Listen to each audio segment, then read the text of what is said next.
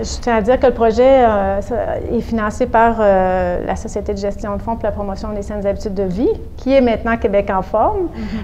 Donc, on a eu la subvention il y a 1 an déjà. Alors, c'est une subvention qu'on a reçue pour 3 ans. Et puis, c'est pour dénormaliser la malbouffe chez les jeunes.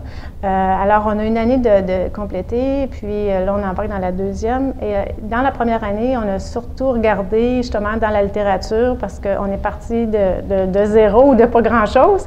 Alors, qu'est-ce que la dénormalisation? On est allé voir les expériences en tabagisme, puis on a vu quand même qu'il y avait des beaux effets, donc c'est une belle avenue. Maintenant, le contexte de la malbouffe aussi, la malbouffe chez nos jeunes, la consommation de malbouffe et tout ça, et aussi les stratégies de marketing utilisées dans le contexte de la malbouffe. Donc, ça a quand même été, pas un dur labeur, mais quand même beaucoup d'énergie investie dans toute cette recension des écrits, mais ça nous a permis quand même de décider là, justement de savoir vers où on voulait orienter notre projet puis tout ça.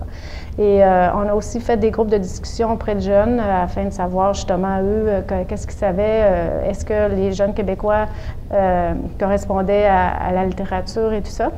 Et oui, on était pas mal dedans.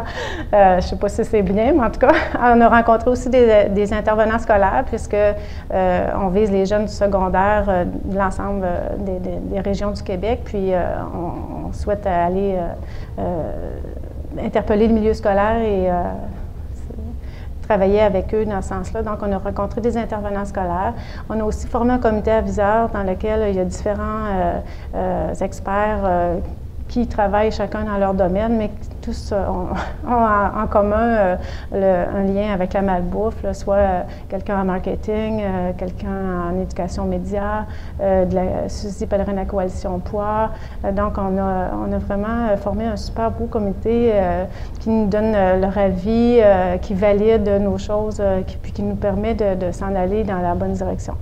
On a 14 instances du réseau, 14 associations régionales réparties à travers le Québec.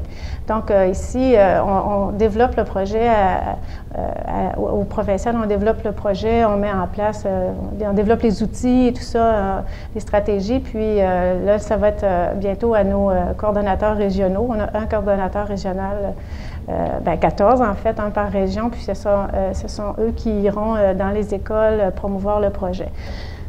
Oui, on va interpeller les écoles, mais on a décidé de développer un site Internet plutôt que de faire des outils papier comme on avait l'habitude de le faire ou amener des trousses, des cartables aux écoles. On sait que les professeurs sont surchargés, ils ne sont pas toujours prêts à avoir de nouveaux défis ou nouvelles tâches, mais en même temps, ils sont interpellés par la malbouffe, la consommation de malbouffe et des boissons sucrées et énergisantes. Pour la première phase qui va se débuter en janvier, on veut développer un concours créatif dans lequel les jeunes vont devoir s'impliquer, on l'espère, vont s'impliquer en tout cas puis on veut les inviter à créer un emballage fictif d'un produit liquide sain en utilisant les stratégies de marketing pour justement les conscientiser parce qu'on se dit que s'ils expérimentent, ils risquent de mieux comprendre. Et aussi, on va s'assurer qu'ils fassent bien le parallèle ou qu'ils comprennent ou qu'ils fassent la distinction entre une stratégie qui est utilisée de façon honnête, en guillemets, et une stratégie qui est utilisée de façon irresponsable,